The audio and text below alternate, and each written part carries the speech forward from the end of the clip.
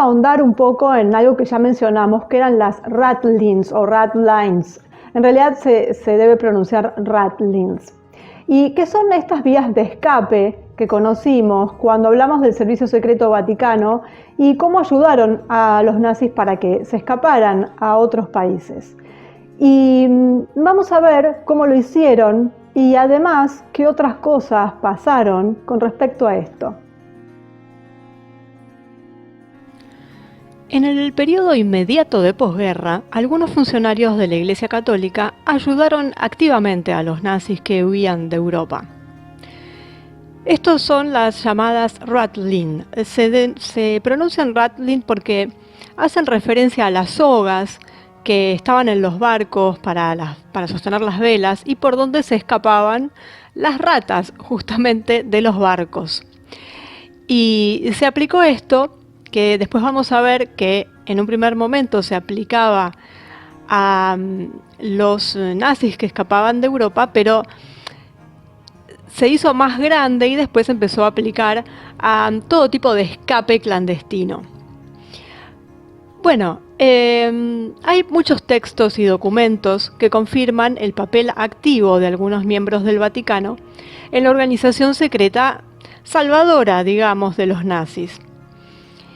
A partir de la novela de Frederick Forsyth, Dossier Odessa, de hecho, en la que el autor habla de un grupo de SS que, anticipándose a la derrota, se habían reunido en una organización secreta, es posible encontrar innumerables referencias a la operación denominada Odessa, acrónimo de lo que traducido es Organización de Exmiembros de la SS. Casi todos los libros y documentos en cuestión relacionan el funcionamiento de este sistema, digamos, con el papel desempeñado por la Iglesia. Por ejemplo, el periodista argentino Uki Goñi, en su famoso libro Operación Odessa, la huida de los jerarcas nazis a la Argentina de Perón, reivindica la participación directa del cardenal Giuseppe Siri, que fue obispo auxiliar de Génova en 1944 y luego arzobispo de la misma ciudad en el año 1946. Y bueno, él participó en esta red. Según Goñi, el cardenal actuó a través de dos asociaciones fundadas por la curia genovesa para la asistencia a los refugiados. El primero se llamó Auxilium y nació en el año 31 como organización benéfica, y el segundo fue fundado en el año 46 y se conoció como el Comité Nacional de Emigración en Argentina. Los detalles de estos hechos históricos también están contenidos en el libro El Camino de los Demonios, del periodista italiano Giovanni Maria Pace.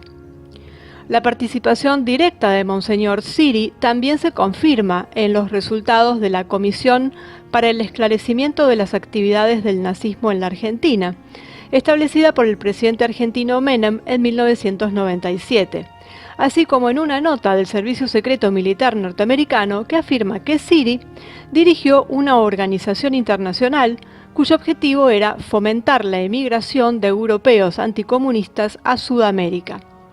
Esta clasificación de anticomunista debe extenderse a todas las personas políticamente comprometidas contra los comunistas, es decir, fascistas, Ustaya y cualquier otro grupo similar. Más allá de los nombres y la cantidad de sacerdotes involucrados, se sabe que en 1944 un grupo de sacerdotes que operaba en secreto dentro del Vaticano contribuyó al establecimiento de una red clandestina para hacer huir a los nazis de Europa. En nombre del anticomunismo y con el apoyo de los servicios de inteligencia occidentales, unos pocos pero importantes funcionarios eclesiásticos pudieron garantizar la impunidad de algunos criminales de guerra, algunos de los cuales fueron reclutados como agentes secretos de los servicios de inteligencia británicos y canadienses, italianos, alemanes y norteamericanos. Para comprender cuáles fueron las primeras pistas relacionadas con la existencia de estas ratlins del Vaticano, es interesante leer el texto El libro secreto de los papas de Tim Lidom y Mary Jane Churchville.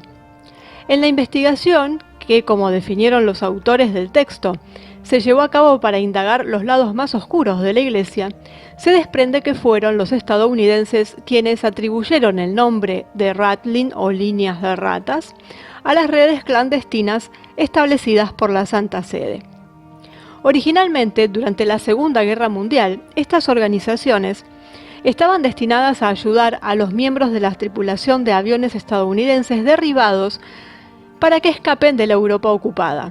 Rattling, por lo tanto, no se refería al criminal nazi que huía por las calles clandestinas del Vaticano, en un principio. Posteriormente, sí se convirtió en el término genérico por el cual los servicios secretos identificaban redes u organizaciones establecidas con el propósito de hacer escapar a alguien. Y no solamente de hacer escapar personas, sino también de traficar, de hacer pasar armas, drogas y hasta órganos.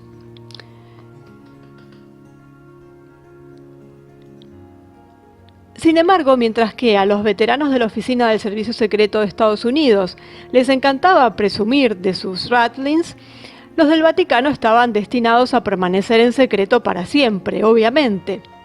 Los principales destinos de estas rutas de escape fueron principalmente América del Sur, en particular Argentina, Paraguay, Brasil, Uruguay, Chile y Bolivia. Había dos rutas principales, la primera de Alemania a España para llegar a Argentina y el segundo de Alemania a Roma, luego a Génova para embarcarse en los barcos de los emigrantes hacia Sudamérica. Y era el propio Vaticano quienes le proporcionaban, en este caso los nazis que escapaban, les proporcionaban dinero, pasaportes, en especial pasaportes de la Cruz Roja. Les proporcionaban vestimenta porque iban muchas veces disfrazados de sacerdotes. Y bueno, era toda una máquina que se ponía en funcionamiento para estas huidas. El libro de Lyndon Churchill dedica un amplio espacio a la actividad de algunos representantes de la Iglesia involucrados en esta operación. En 1942, Monseñor Luigi Maglione se puso en contacto con el embajador Llobet y decidió que era la voluntad del gobierno argentino aplicar su generosa ley de inmigración con el fin de incentivar la tierra y el capital necesarios católicos europeos en el país. Posteriormente, un sacerdote alemán, Anton Weber, jefe de la base de Roma, de la Società di San Raffaele, fue a Argentina con el objetivo de sentar las bases de la futura inmigración católica. El diseño proporcionó una ruta precisa que luego fue explotada por los exiliados fascistas y nazis. España, por lo tanto, y no Roma, representa el primer centro de actividad de la Rattling que facilitó la fuga de los nazis. Charles Lescat, miembro francés de Action Française, una organización suprimida por Pío XI y rehabilitada por Pío XII, y Pierre Dailly, un belga, con contactos en el gobierno español, fueron algunos de los principales organizadores. Lescat y Dailly fueron los primeros en escapar a Europa, con la ayuda del cardenal argentino Antonio Cayano. En 1946 probablemente había cientos de criminales de guerra en España y miles de ex-nazis y fascistas. Según el secretario de Estado norteamericano James Byrnes, Pío XII prefirió ver a los criminales de guerra a bordo de barcos hacia el Nuevo Mundo, en lugar de verlos pudrirse en los campos de prisioneros en Alemania. Un miembro francés de Action Française, una de esta organización ya que contamos estaba suprimida, fue el que contó todas estas cosas. Y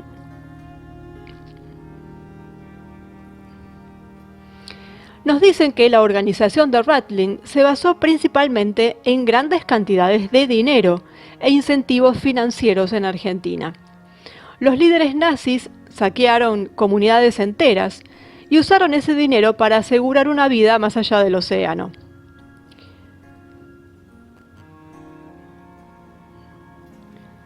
Ellos estaban en posesión de numerosos cofres llenos de oro, joyas, obras de arte que se habían robado de todos los sitios ocupados y de muchos lugares, y de algo que no se menciona muy a menudo es de lo que hicieron en Serbia, o lo que después fue Yugoslavia en realidad, del saqueo que llevaron a cabo en ese lugar, que poco se menciona. Bueno, todo esto facilitó considerablemente su paso a Argentina.